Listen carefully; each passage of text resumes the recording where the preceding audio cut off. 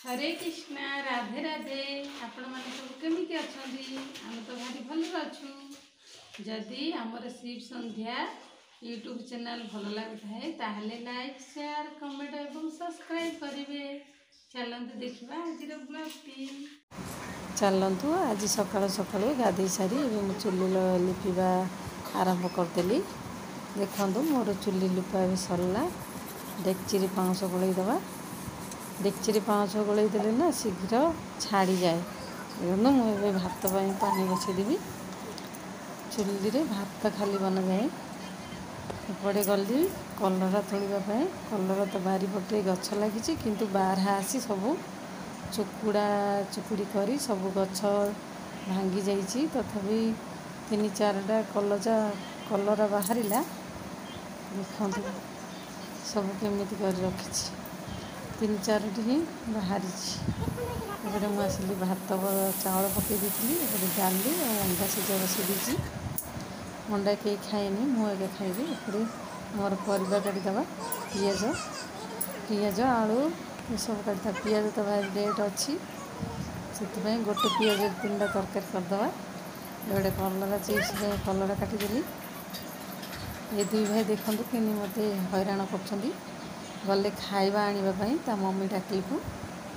एपटे देखु बसई मुनिका तरकारी सोरिष फुटेदबा पियाज पकईदबा तापर भाजी आसला मसला पकईदबा। मसला पकई बाटी मसला बाटा शुखला लंका रसुण धनिया सोरिष पकईदे भाजला मुनिका आलू पकईदबा मसला भीतर टे भाजीदबा। तापर ये अंडा छड़े रखीदेली। सेपटे मोर मुनिका आलू हो गला पानी देदबा। पानी दे ताकू सेपटे बसईदेवा। एपटे टे आलू आसनी ना एपटे अंडा भाजीदेली। अंडा भाजी आसला काढ़ीदबा अलग। ये दुई भाई गले देख केमती भात आणवे घर खाइबे बोली। ये मोर अंडा भजा होगला। अंडा भाजला पियाज और टमाटो मिसिकी पकईदेली भाजी हम कहीं अंडा रे सोरिष आज बाटी सोरिष धनिया मुनिकार जो मसला अंडा भी से मसला बन दी से टमाटो और पियाज मिसेकी भाजीदेली। एपटे शाशुमा आनीदे परिवा छुई आनी आलू गुहार कटिकी सबको रखीदेली मैं साइज करी फ्रिज रे रखीदबा।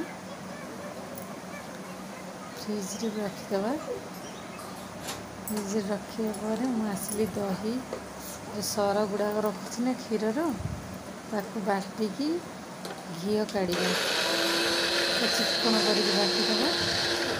चिकन कर बाटिदेली देखो बाटी सारा भलसे 2-3 थर बाटे चिकन हेले ही घी अधिक बाहर। कड़े गरम होता मुझे पकईदेली देखो मोर घी बाहरी बाहरी आसला अधा काढ़ीदेली ना पोड़ी जाऊँगी। पुणी आउ थे बसैली मोर फाइनाली एतिकी घी बाहर जाइए। देखु ये बोतलटा 3 थर फुल है मु आ गोटाके रखी यहाँ मोर फुल हो गला। ये 3 थर यहाँ फुल हो 10-3 थर काढ़ुची। ये पैसा ब्लॉगटी ये रखुची। जय जगन्नाथ हरे कृष्ण।